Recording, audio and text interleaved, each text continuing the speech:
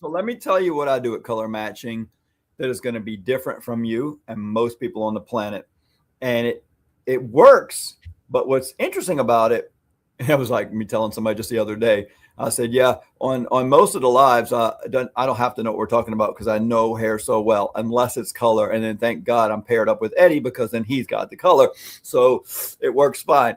I think you know a lot about a lot of the topics also, but the one I definitely don't know, you definitely do know, thank goodness, which is color, because and so when it comes to matching color, that has always been one of my biggest weaknesses. Like I can't just memorize a coloring. I know I can show you a color and be like, what color is this on the chic hair color ring?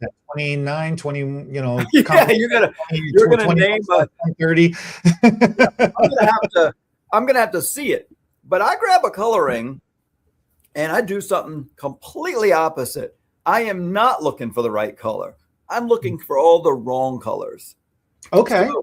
So I take a coloring and I look at that and I'm like, okay, it's some kind of medium brown. And I just grab all the browns, drop out all the blondes and all the blacks. And I'm like, the blondes and the blacks, they are not going to match. There's some reds and browns in here. And then I look at this palette and they all are in the range.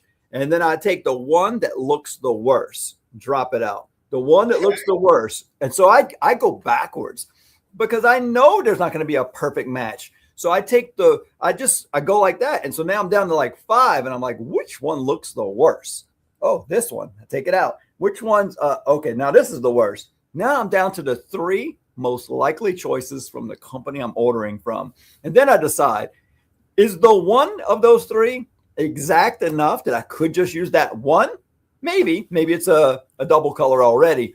Or like you said, nothing matches perfectly. So if I don't think one matches perfectly, I'm going to get the one that matches the closest as about 70 or 80% of my formula, and then 10 or 20% of the other 2. So I can kind of mix all 3 together to bring it in. So I don't look for the right color. I look for all the wrong colors. For all the wrong colors.